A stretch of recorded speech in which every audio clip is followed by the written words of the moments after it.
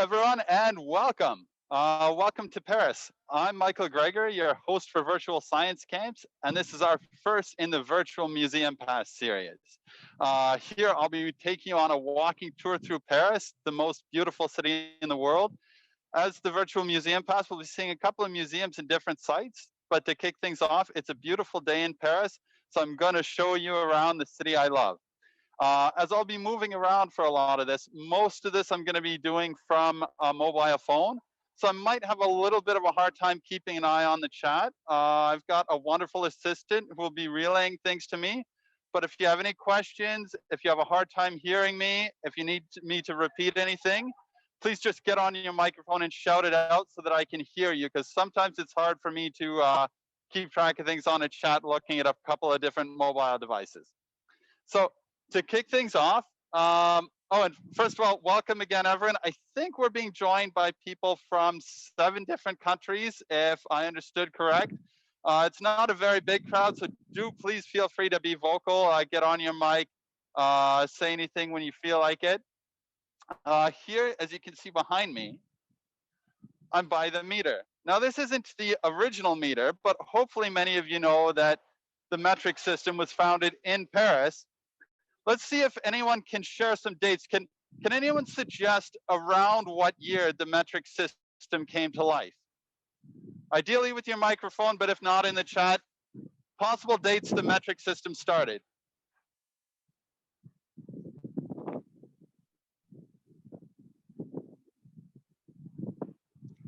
Well, after the French Revolution. Okay. I heard a guess. Can you repeat that a little bit louder, because I'm having a hard time hearing? After the French Revolution.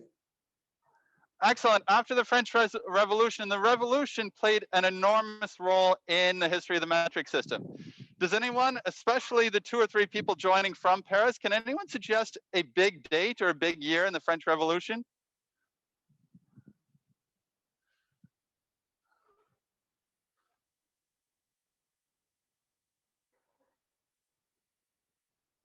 Okay, it sounds like Deanne Rose wants.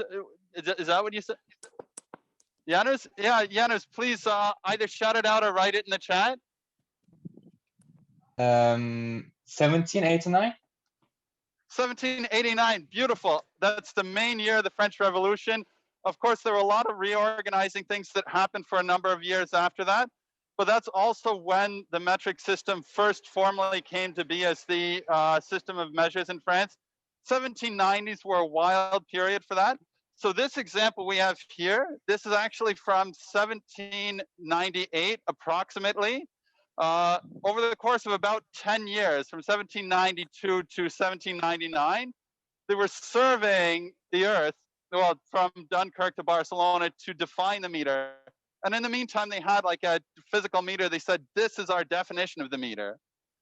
And so this was a standard that they put, and it went along with a restructuring of France's whole system of governments. Government was centralized, and they made copies like this, that theoretically every citizen in the entire country could go walking distance to get to a meter to use the new set of measurements. So to start off this tour, what I'm going to do, I'm first going to check some of my own rulers. So this is supposed to be a 30-centimeter ruler. And story checks out. My ruler seems to be okay. A longer ruler where I can measure a whole meter. And again, this was something all citizens of the country should have been able to do when they first introduced the metric system. That seems as close as I can get. And I'm going to make a couple of copies of the meter. So I'm just going to take a string and make a meter that I'm going to use a little bit later on in the tour. So I'm going to mark a couple of meters with marker. As I'm doing that, can anyone who might know a bit of the history of the metric system suggest some of the different ways the meter has been defined over the ages?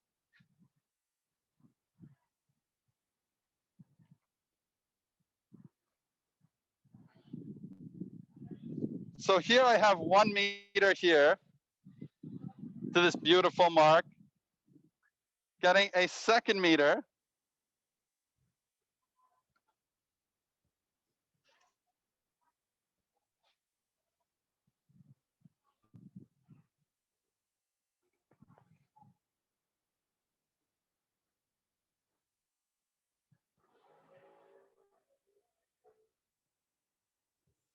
And here I have a beautiful string which I'll use in another part of town in a couple of minutes with a 1790s style meter. So a couple of the definitions of the meter over the years. The first one they wanted to get to, the metric system was all about tens, powers of 10, like 10, 100,000, 10,000 million, and dividing by 10. So they wanted something where they could fit in the old system of the French equivalent of a yard. And they wanted something where they could fit a power of 10 and something immutable, irreversible, like that we could check against the planet Earth itself. So they defined the meter to be 1/10,000th of a meridian from the equator to the North Pole. And they spent almost a decade measuring that to define that. Meanwhile, they had the meter standard, which is still housed in Paris and was the official measure for about a century, until in the 1900s, they defined it in terms of the wavelength of krypton light, or since 1983 in terms of the speed of light itself. Now I'm kind of excited to show you some other parts of town than just this kind of dark hallway. So I'm gonna pick up the camera and go to the Pantheon to show you another experiment. I apologize in advance if it's kind of noisy on the street. I'll keep filming to show you the beautiful streets of Paris. But if you can't hear what I'm saying during that time, don't worry. The next important stuff will be at the Pantheon when I get there in about 5 minutes. So stick with me. Please ask questions if you have questions in the meantime, as I start packing the tripod up to make my way to the Pantheon.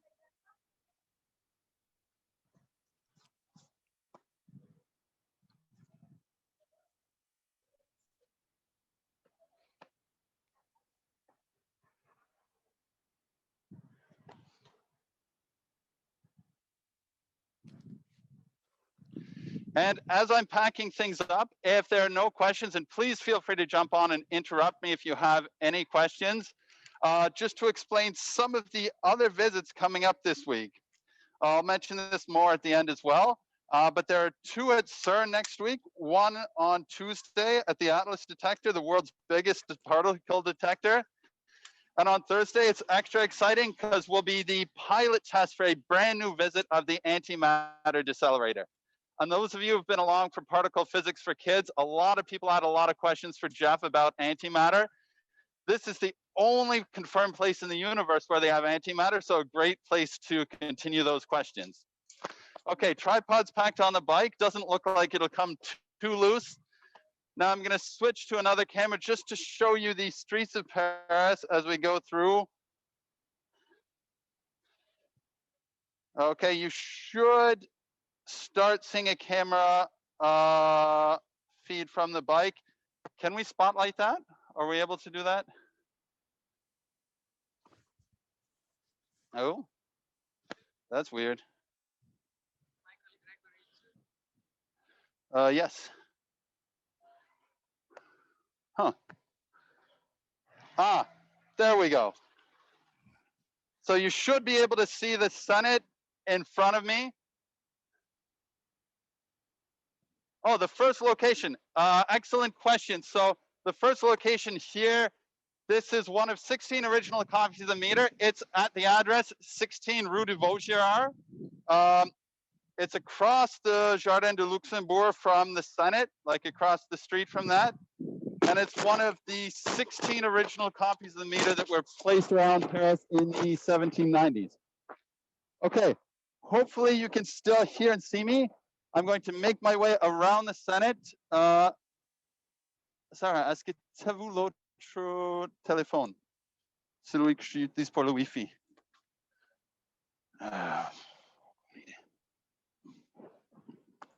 Tu vérifies avec ton caméra que tout va bien? Ça va? Okay, so heading up to the street, just gonna go to a set of traffic lights so I don't get run over while showing you around town.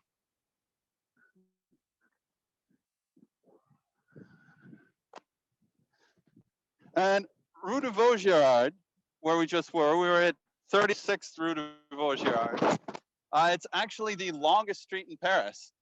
And a little bit down that way, which is not the way we're about to go, but down that way down the street, about 3 kilometers away is the Pasteur Institute, where they do a whole bunch of great microbiology. They're also one of the many places in Paris that did not answer my request to be part of the virtual museum pass.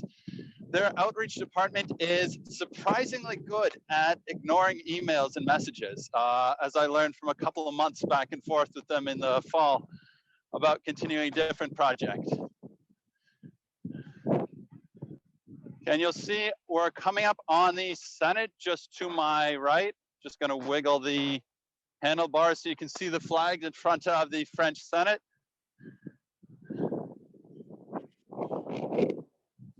Continuing up the street, the Pantheon is built on the Colline Saint-Geneviève, which is the Saint-Geneviève hill. So it's going to be a little bit of uphill to get there.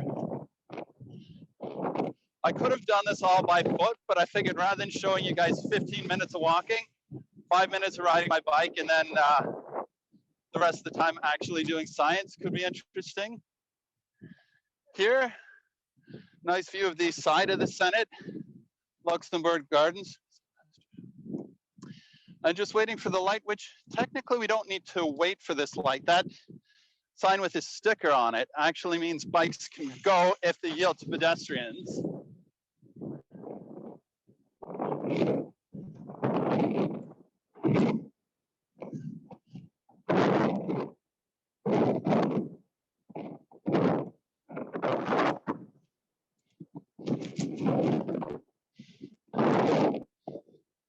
Okay, sorry for the wind noise. At the Pantheon, I'll be out of the wind a little bit, so you'll be able to hear me better.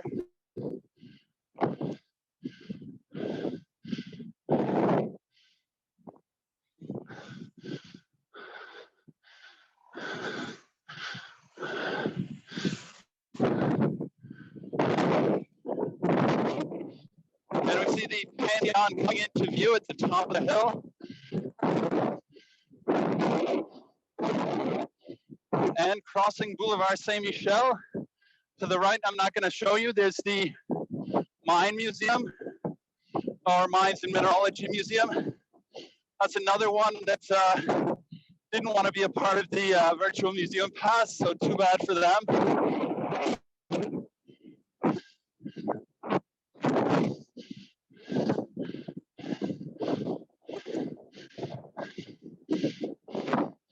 And as we get close to the Pantheon, a little bit of history behind this. The Pantheon, as you can see from the inscription at the top, if you understand French, to the Grand Homme de la Patrie, or the heroes of the country, that was the second purpose that it was put into place for. It was originally built for as a church to Saint Geneviève, the patron saint of Paris, and it was built under Louis XV. A little bit of interesting history there. One of the reasons he wanted to build a church to the patron saint of Paris, because Paris, being the biggest city in France, has the most people. He wanted to increase his popularity. But in the 1700s, how you typically finance a church was by raising taxes. And raising taxes would have the inverse effect of popularity. So he had his exchequer, Colbert, look into things. And he came up with a plan inspired by a new thing in the Netherlands, a game of chance, named after the Dutch word for chance, something along the lines of loterie, which then got Franchised, like turned into French, to become the lottery. And the French National Lottery was founded to finance the building of the Pantheon. Just going to the side of it, because the front is a little bit crowded, it'll be easier to set things up for an experiment to the side. So now, taking you into a corner. This corner is actually interesting. I'm going to film this corner in a minute, but I'm going to turn the camera around, get the tripod out again to show you a couple of things about the Pantheon. Okay, so you should be able to see me again. Should be catching my breath, and I'm just going to take a moment to get out a tripod.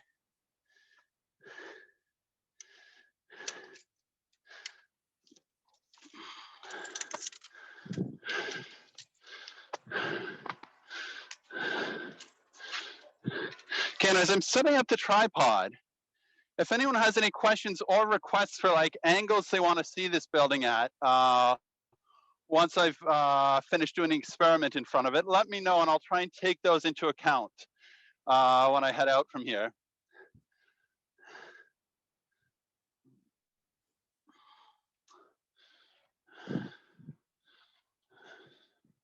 Ah, cela, parfait. Je peux te laisser s'occuper de cela? Okay, and just switching camera view. Tu peux t'occuper? Okay, so here I am again in front of the Pantheon again. And I'm just going to move the tripod a little bit more into the corner so I'm blocking the street less and have room for a pendulum experiment.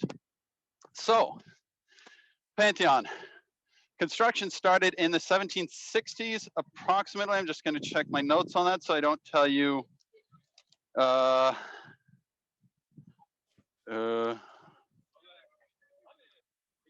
didn't write that part down. But approximately 1760, it was started by the architect Soufflot, financed by Louis XV's new idea of a French lottery. And it was kind of like a 50-50 draw. People would buy a ticket for half the price of what they might win.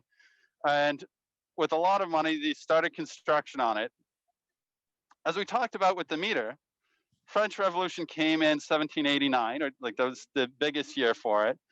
With that, they wanted to get rid of religious symbols and royal symbols. So the king's new church, that wasn't a popular thing. So they decided to convert it into a non-religious resting place for first heroes of the revolution.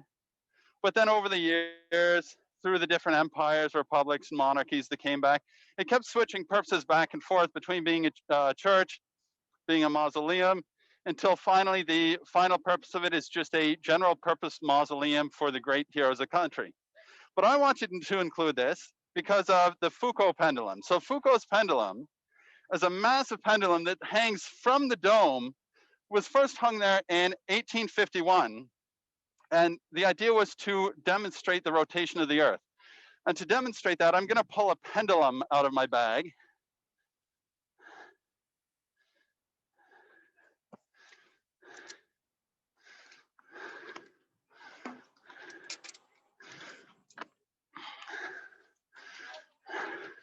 Tu peux ranger ça quand t'as une minute?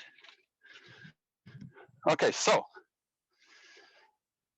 remember this ball of string where I carefully marked 1 meter length. So I'm going to start with this as a 1 meter pendulum. And this will be a pre-demonstration before Foucault's pendulum, still on the topic of the meter. So a 1 meter pendulum, just going to start that swinging back and forth. And you should see that swinging in front of me. I'm just going to back up a little bit without getting too much in these people's ways. And I actually have a pair of pliers somewhere in my bag to hold the top of the pendulum. Je peux aller dans le sac pour chercher.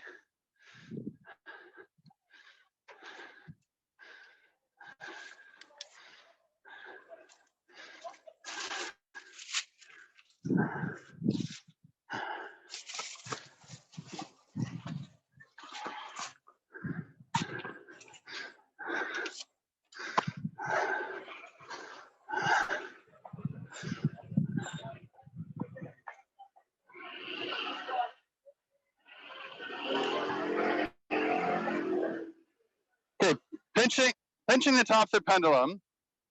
So I have a 1 meter pendulum, and I'm just going to swing that back and forth. And you can kind of see it near the bottom of the frame. Maybe we can lower the frame so it fits in a little bit better. And I want everyone watching along, anyone who's not shy to turn on their microphones, I want you to count along with me every time it makes a full swing. So we'll count. And it's sliding down, so I'm just going to tighten that up a little bit.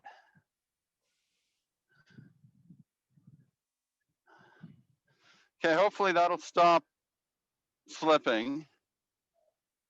And just every time that it goes towards the Pantheon, 1, 2, 3, 3, 4, 4, 5, 5, 6, 6, 7, 7, 8, 8, 9, 9, 10, 10, 11. 11, And the rhythm at which we're counting should seem like a familiar rhythm. And I think it's hard to count in at the same time because there's like a 2-second delay. I didn't realize that was happening when I got you guys to count with me. So sorry if I was a second or two ahead of you guys. That was unintentional. I do know how to count, and I trust that you know how to count. But if we start this swinging again, you should be able to notice, or at least trust me, that the period of this pendulum is about 2 seconds. That means when we were counting there, and again there, and anyone who has like a watch at home can try and time this. If I'm not forcing the pendulum to swing, if it's just going freely, and my arm's getting kind of tired holding it and trying not to move, but it should be about every 2 seconds. And that was actually a definition for the meter that predated the meter we saw down there. So we like to say the metric system started in the 1790s, but actually there were a lot of metrification movements among scientists, especially for about a century before that. And the meter pendulum, or the 1 second pendulum, that's a pendulum of 1 meter length. And I think maybe it's slipped a bit, so it's a bit longer. At any rate, the center of gravity is a bit lower, so it'll be a bit longer than a meter. But with the 1 meter pendulum, that'll have a period of 2 seconds or a half period of 1 second. And if the second was defined as a constant, you could define the meter as the standard unit of length based on the period of the pendulum. But that's not what Foucault's pendulum did. So for Foucault's pendulum, I'm going to make the longest pendulum I possibly can without it touching the ground. And inside the Pantheon, the one that Foucault set up in 1851 was 67 meters long. Does the bottom of the pendulum fit in the shot? Or do I need to move back? Okay, so I'm going to start it swinging. And the principle of Foucault's pendulum is that a swinging pendulum will not change its axis of rotation. And so if you rotate around it, and I'm going to attempt to do this, I might need to cut the string to be able to do this. But if I walk around the pendulum, its axis of rotation should stay constant. Kind of difficult to see there. I'm just going to grab my scissors to cut the string so that we can get this more visible.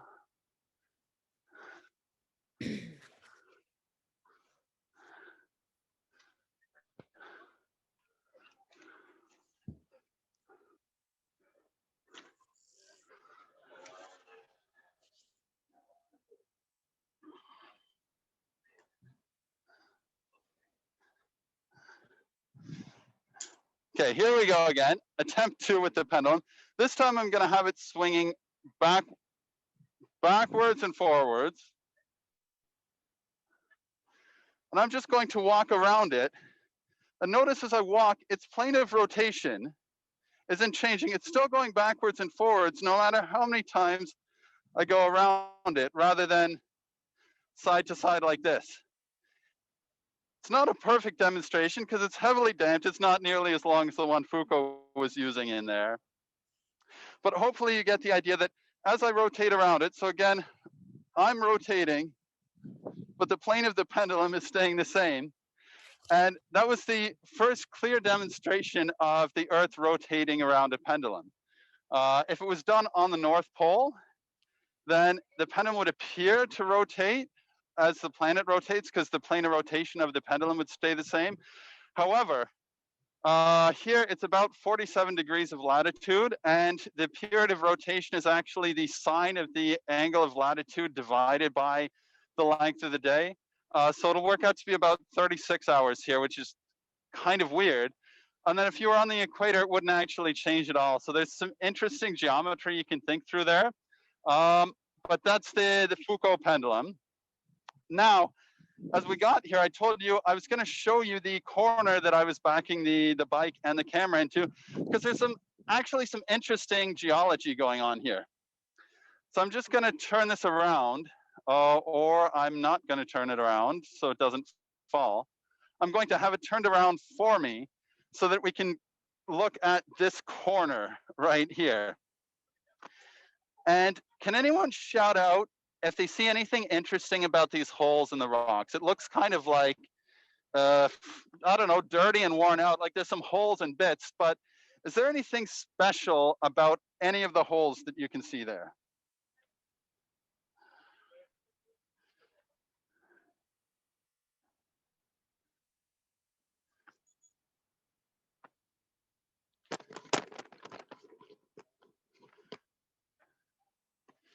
And I'm not hearing anything. Maybe I'll check in the chat if anyone's made any guesses, but anything noteworthy about these other than like it being a dirty rock and you're wondering why I'm showing you like a dirty old building in the streets of Paris? Maybe fossils? Excellent. So they are indeed fossils. Oh, and someone said it seems like gases. So it does look like gas bubbles for some of them. But it's actually fossils. And I'm going to show you a couple of shells that are actually Parisian species. Je peux prendre à main libre. So if you look at some of the holes here,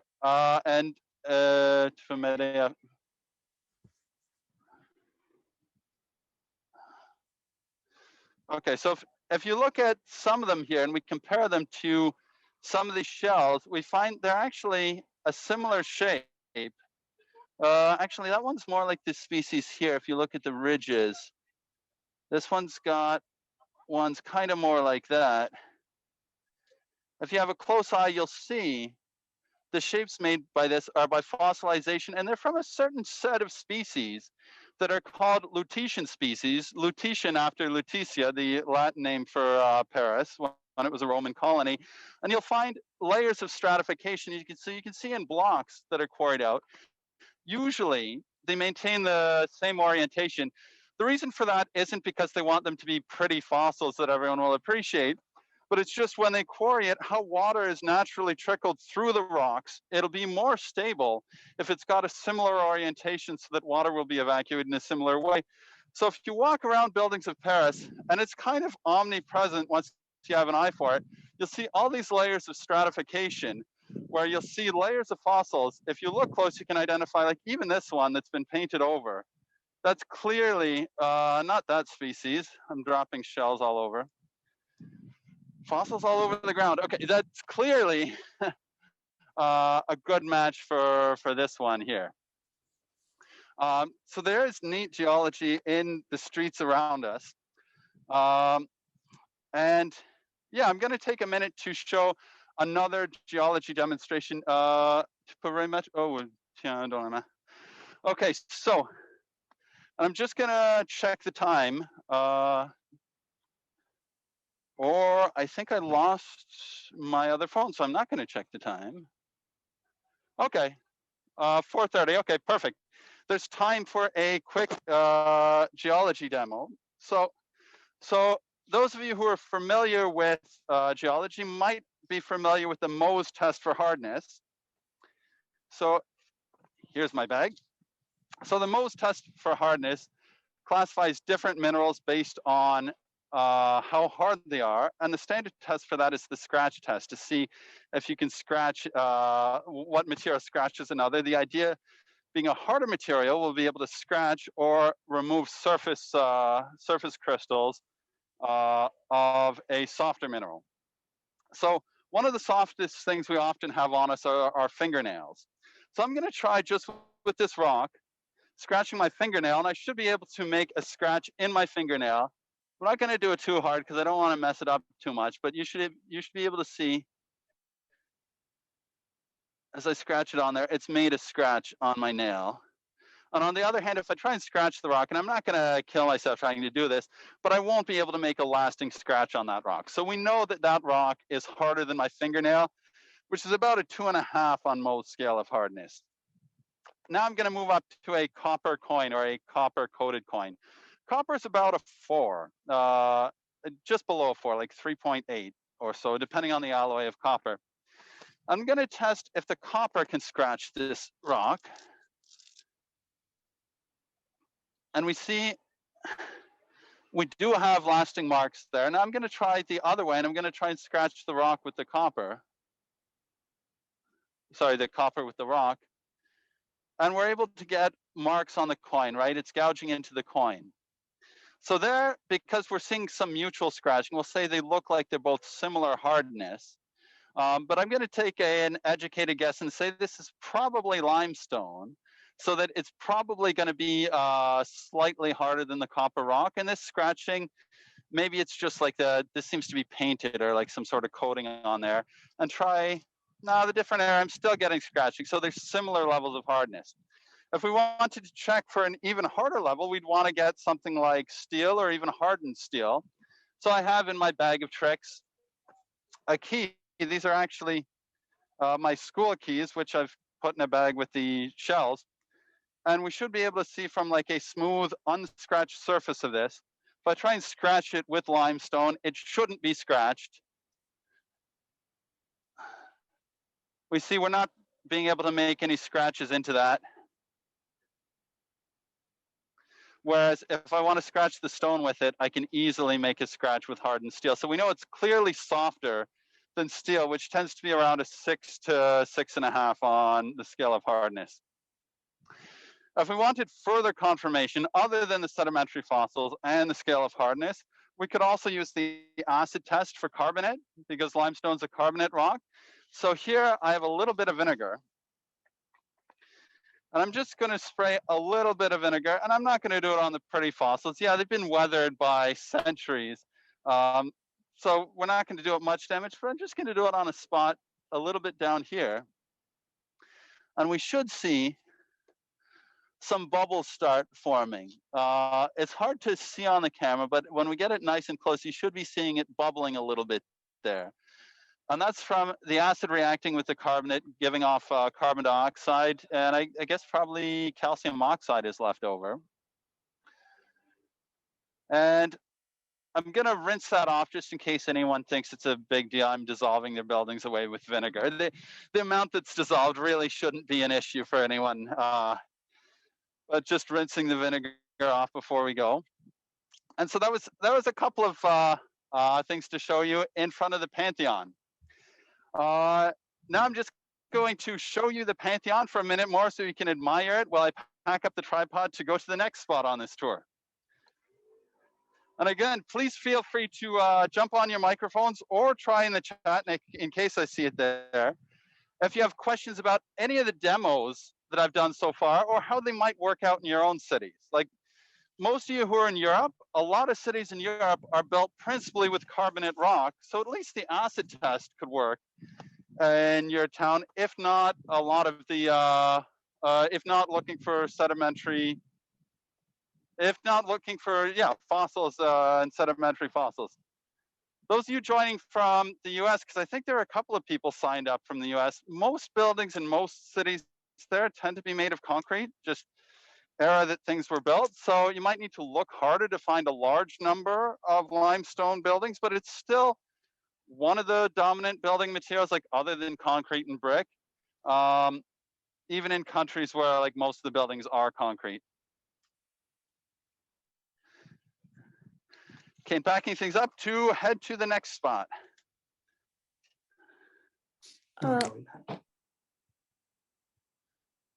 Where is the next spot? Oh, excellent. Where is the next spot? The next spot is at a Roman amphitheater, so the Arène de Lutèce. And we'll see a little bit more evidence of fossilization. Sorry, was that another question? I just said thank you. Oh, my pleasure. Thanks for the question.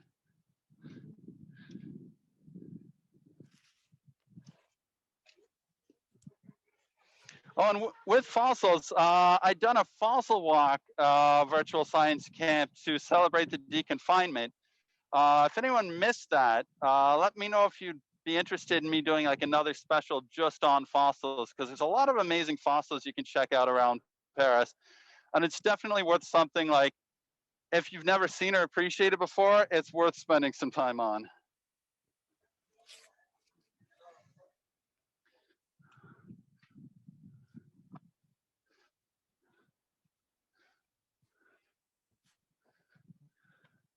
Okay, just setting up my other camera to hit the road so I can show you the streets of Paris as I go.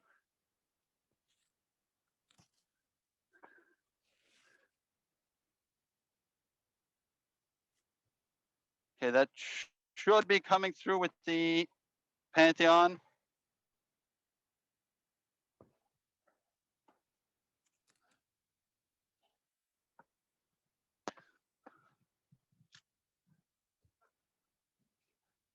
Ça se voit? Okay, so again, now you see the Pantheon with some traffic in front of it. And I'm gonna hit the road and continue through Paris.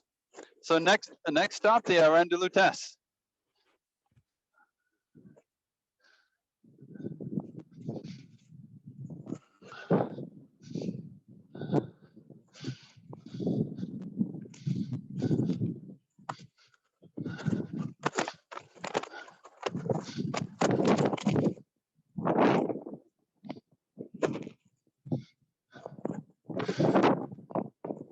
And I don't know if you'll be able to hear me over the wind, but just biking through the Fifth around the Pantheon, it's kind of a fascinating part of town in of itself.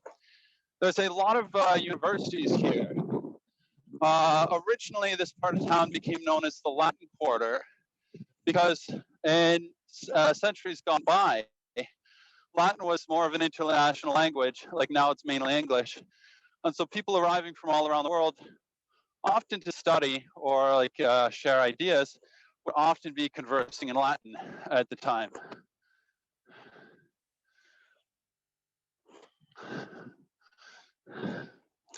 Okay, a couple of things to point out: this red light, which is about to change. Here's a sign for the Irish Cultural Center, which is right next to James Joyce's old house. Even when the light changes, that doesn't mean pedestrians aren't going to hop out in front of you.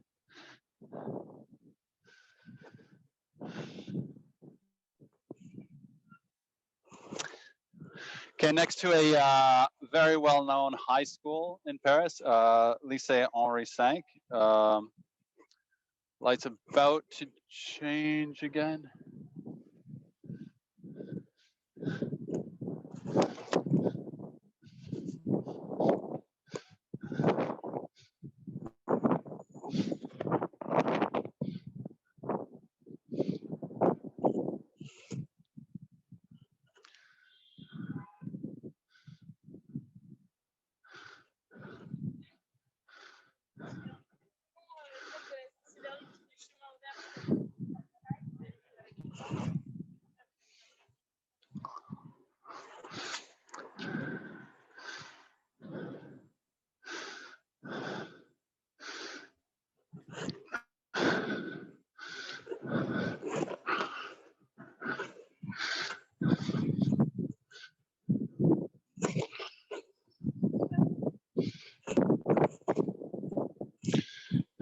And you can see a wall coming up on the right. I'm just going to stop by it for a sec.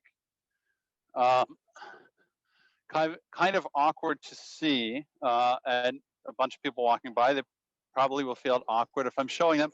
But this bit of wall here is part of the Philippe Auguste, or I guess Philip Augustus wall from the 12th century. Kind of went all around the inner part of Paris, and it's interesting because it'll come up in the story of the Arène de Lutèce in a moment. So I just wanted to stop to show this, even though there's like not much to see here. It's just kind of like a bit of wall. So I'm not going to dwell on it or try and like get a much better shot at that. But just as we were going by, hey, there's the wall. Continuing down the street, I'm going to take a left heading down Cardinal Lemoine, but not before I stop at this corner and just look uphill. And if you look uphill towards the top of this street, and I'm not going to stay there for long, and I'm going to go down, Sarah, je vais l'autre sens. Up near the top of the hill, there's one of the houses where Hemingway lived when he was living in Paris in the 20s. That's all I wanted to show there. I'm going to continue down the street.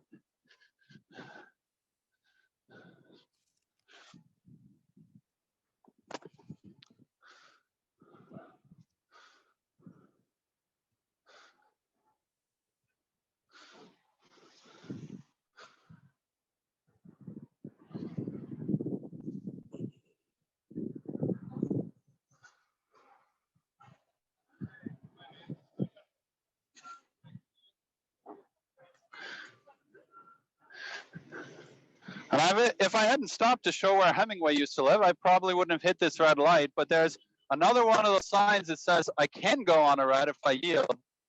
But there's a lot of people in cars coming and going, so hopefully no one's in a hurry to see the red, and I'm just going to wait till things are a bit calmer to go.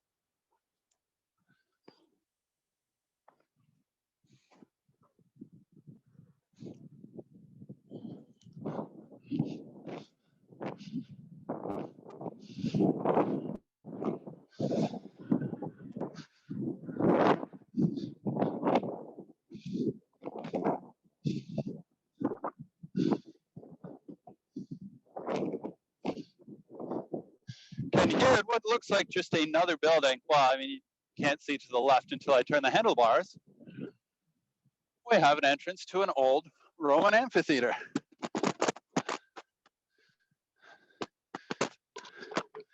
Just before going in, I want to point out all of the fossils you see in the Parisian limestone and the layers of fossilization there.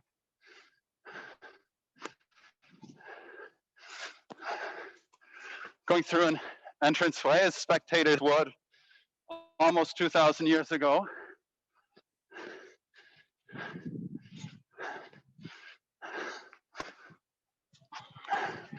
And instead of gladiators fighting, now we see a lot of people playing football, playing pétanque, sitting, having a drink. And the main thing I want to show you guys here, I mean, there are two things. One, I wanted to do the geology here, showing you fossils in this, but coming through earlier today to check things out, it seemed too crowded, so I didn't want to do that. But also like showing the amphitheater and mentioning a couple bits of the story behind this. Okay, yeah, you should see me again. I see me. If you don't see me, let me know and I'll change things around. Okay, so as I was saying, Roman amphitheater, used for a couple of hundred years, forgotten about for over 1,000 years, buried, including like under a cemetery, as odd as that sounds. And it was unearthed in the 1860s when they were excavating to make a new tram line, which eventually was transformed into Metro Line 10. And they initially just wanted to destroy it, like to make a depot for trams where they'd like park the trams at night. And there were a couple of people, including Victor Hugo, who fought strongly for them to preserve it and turn it back into an amphitheater. Now you can see it's a popular park. And I want to point out there's vineyards they're planting, like grapevines, in a couple of the stands. And I'm not actually sure what's going on with the project because they were planted about a year ago, and now they look a lot smaller. Like they cut them down a lot in the winter, like you do. I've worked at a number of wineries, so like I know what a vine should look like. And they just look exceptionally small how they're growing back. So I don't know if they replace them or anything like that. But yeah, vines in the old amphitheater.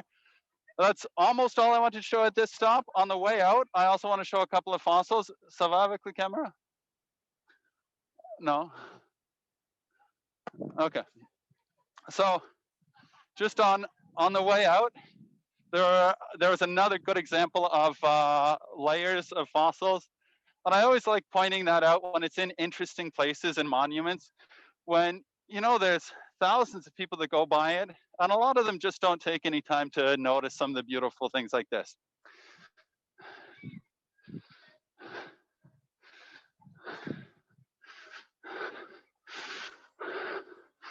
Okay, the ones I wanted to show that I'd scouted out earlier are just in these rocks here. And the thing I like about like this layer of fossils is just the orientation of it. So I'm just gonna flip my camera around, hopefully, maybe not. Yes. Okay, so you can see it again, like if we look close, we can see like different like parts of shells and remnants and things like that. But the layering is just beautiful. How like this is one block and it almost looks like it's stopped because this would be a layer of deposition and this one would be predominantly precipitation of the solids in it. So that was the last thing I wanted to show in the Arène de Lutèce. Now I'm going to head to the very last stop on the tour. It's not far from here, but I'm going to put the camera back down here Okay, there we go, and ready to hit the road towards the last stop.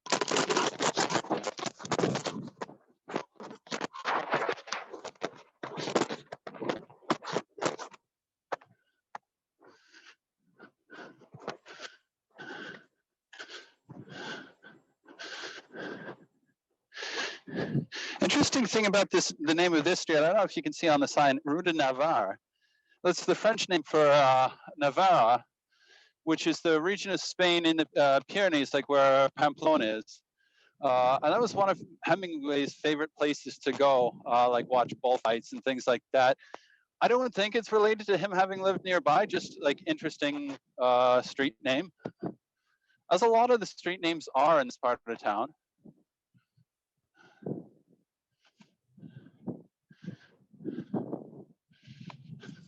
Like this street, which I'm crossing right now, Rue Linné, that's the French name for Linnaeus, Carolus Linnaeus, famous natural scientist. A lot of the street names, as you get near the Jardin des Plantes, like the Botanical Garden, Natural History Museum, they're named after famous natural historians. Here, coming up on the one of the university buildings of Jussieu, the Mary and Pierre Curie campus, I guess you'd call it. The Curies were a fascinating couple as well, and like steeped in late 19th century, early 20th century Paris history. A lot of amazing discoveries from that couple. And here we come to the back gate, well, one of the back gates of the plant garden.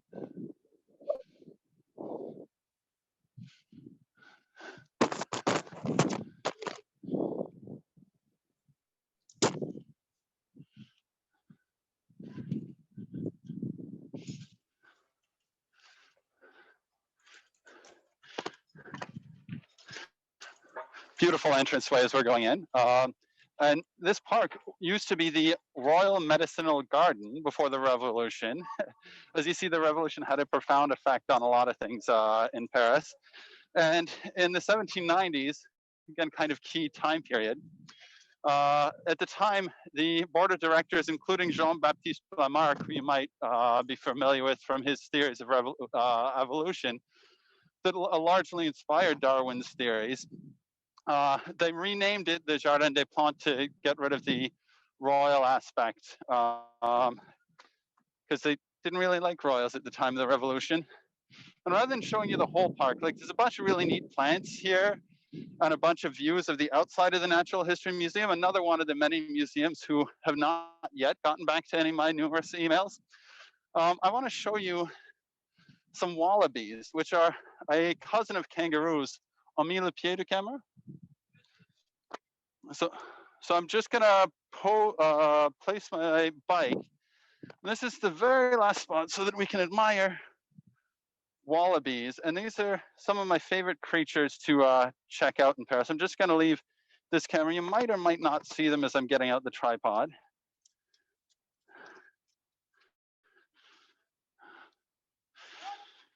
So as you can see, they're a member of the kangaroo family. They're Australian marsupials.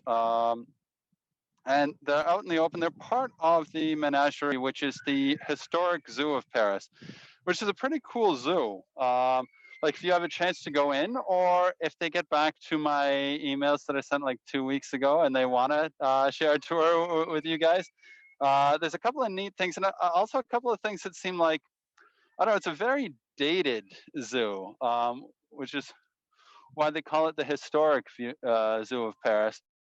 But there's a couple of like really cool enclosures that were like the first example of any zoo in the world doing it at the time, and pretty cool even for like nowadays standards. Like their big cat, like lion, tiger, leopard facility. They have it going like star-shaped out of a central hub where you can go from display to display to see a bunch of them. But I mean, the main reason I took you guys here was because it's kind of a nice park. I like coming here on like when I have free time and when it's a nice day to look at the wallabies. And I thought maybe some of you guys might like that too. So kind of like a nice light-hearted note, and with a couple of animals. So that concludes this Science in the Streets. I hope you guys liked seeing around Paris. I know I love Paris myself. If you'd be interested in seeing more sets like this, I'm always happy to include more like this, but as it might have been apparent at some points, it was kind of my backup for the virtual museum pass for what I'd show you if no museums in Paris were up for sharing their collections. Now I'm in some discussions with something might work out over the next several weeks, but with museums in France, nothing ever goes fast. But I do have some amazing visits lined up, other places around the world that are much more like visitor experience oriented. Two coming up at CERN next week. I'm really excited about these. The Atlas one on Tuesday. That's the world's biggest particle detector. It's on the Large Hadron Collider ring. I just got an email from them today confirming that the guide will be able to go down into the detector. They're only able to do that when the beam line's not on. And a lot of the time the beam line's on or there's maintenance, so they do the tour just from the control room. But they'll actually be in the detector, which is going to be pretty amazing. On Thursday, there's the Anti-Proton Decelerator, which is the main thing in the antimatter factory. Only confirmed place in the universe where we've confirmed the existence of antimatter because they're making it there. There were a lot of questions about antimatter for Jeff when he gave his intro to CERN talk a couple weeks ago. So if you're into antimatter, like, don't miss that one on Thursday.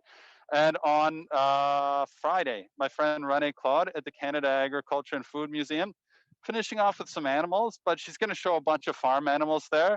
She just told me the other day that a goat gave birth to 2 kids. Like, kid is the name for baby goat. It's not like human kids that a goat gave birth to, but twin goat kids that we'll get to see. We'll probably see some calves in the dairy barn.